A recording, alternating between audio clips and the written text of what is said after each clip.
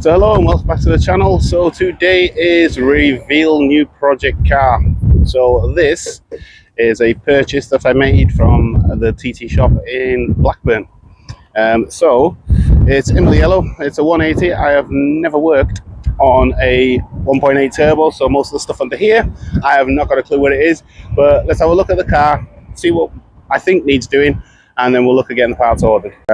It is, as described, a full-on project, a lot more than I've had to do previously. So let's just start from the nearest side to me, which is the passenger side. So we take a look here. So starting with the passenger side wing, or near side if you will, that's got a nice little dent in there. I'm not too sure if that will be able to be knocked out or whether or not it's going to require a new panel, but it's not really rusty as such, it's just bent. There's a little bit of rust in there, which is obviously the usual places. Somebody's already had this liner off, it would appear, but even though that sill looks pretty clean, but as you can see there, we've got a tasty dent there, again a little bit of rust in there, a nice dent there as well.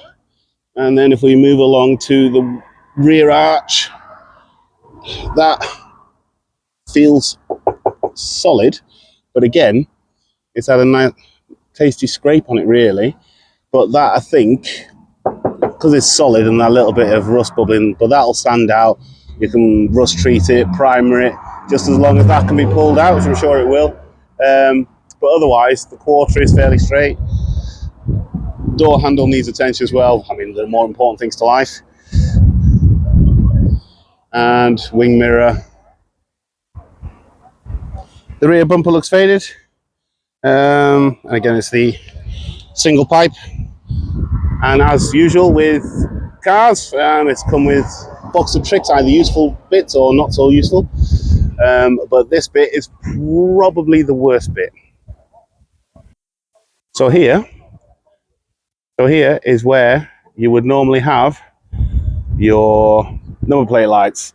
Yeah, you're really not getting any number plate lights back in there. So it's definitely going to need a new boot lid for sure. Coming over to the driver's side, yeah, this wing looks like it's totally gone. I mean, that's just flimsy, it's sharp edged underneath. Down the bottom there, as you can see, where the wing meets the sill, that's rotted as well. Across there, and look at the bottom of the door.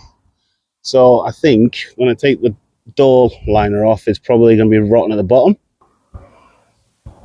And then again, top of the sill, bit of rust in there, some rust bubbles there, but the rear quarter is pretty solid. The roof itself doesn't seem to have any tears in it, and interestingly, the glass looks absolutely solid. So I don't know whether it's been repaired before or not, I'm not sure, but that's a positive. There's no tears or cuts in the roof. Now, I don't know if these have something that goes over the top of that. I don't know, I don't think so. But the roll bars are missing as well. There's some trims at the back here. If I can just get the seat forward. If it wants to comply, no it won't. So that's a replacement as well. The seat, 6-speed manual, and yeah, it's not too bad. It looks like it's suffering from a little bit of moss now. So this project build is supported and sponsored by the TT shop in Blackburn. So that's where most of the parts for this project will be coming from. They supply a whole array of products, parts for specifically Mark 1 TTs. So you're looking at your bumpers, your grills, your headlights, your head units, steering wheel, seats, sills, wings, wheels, brakes. So they cover absolutely everything that you could possibly need in terms of getting your Mark 1 TT back on the road. They have also kindly offered a 10% discount on purchases over £100. I will put the link here somewhere, the code. That will be valid for parts, not including postage and packaging. So of course, if you are buying an engine then it'll be put on a pallet, then it'll be a posting package charge for that. It is purely just for the pieces that you are purchasing, so as I say, steering wheels, engines, that sort of thing. I'll put a link in the description for their Facebook page. Please quote Imola10. This will be valid from now until the end of August, August the 31st. So take advantage of the 10% discount. And thank you very much, the TT Shop Blackburn, for supporting and sponsoring this build. So let's get on with it. But all in all, for the money, it's absolutely fine. So what's wrong with it? To be honest, I don't know. There is a suspicion that it was a fuel pump issue with the car. There is a fuel pump in the boot, so I don't know if that's a replacement one or whether that's one that came out of the car and they replaced it. So I'll show you here.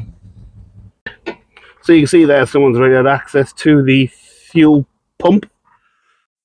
So of course I'm no mechanic at all, so it's going to be a case of figuring out what's what really. So it could also be a possible engine problem as well.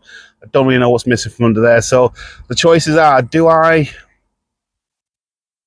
try and do a root cause analysis as to what's potentially wrong with the engine? I mean, obviously I'll put a battery and I'll get VCDS plugged into it, and then we'll see if we get any detail from that if it connects up. But my thinking, if I'm totally honest, is I'm just going to probably just buy a second-hand engine and gearbox, because if you look down at this, so that's the clutch pedal.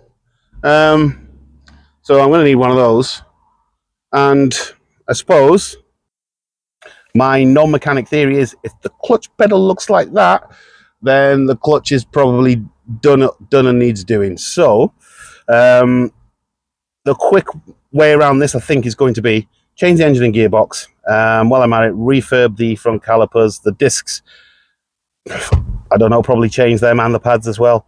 I'll have a look and see what the control arms are like and everything underneath the car. But it's going to be a lot of work. I'm going to have to look at probably getting the paint scanned so I can get the colour match. I'm probably going to go off the bonnet, because if I get that scanned, then at least then that way, whatever is sprayed on the car, because to be honest, it's probably going to be almost every single panel, apart from the driver side quarter, the bonnet, and the front bumper.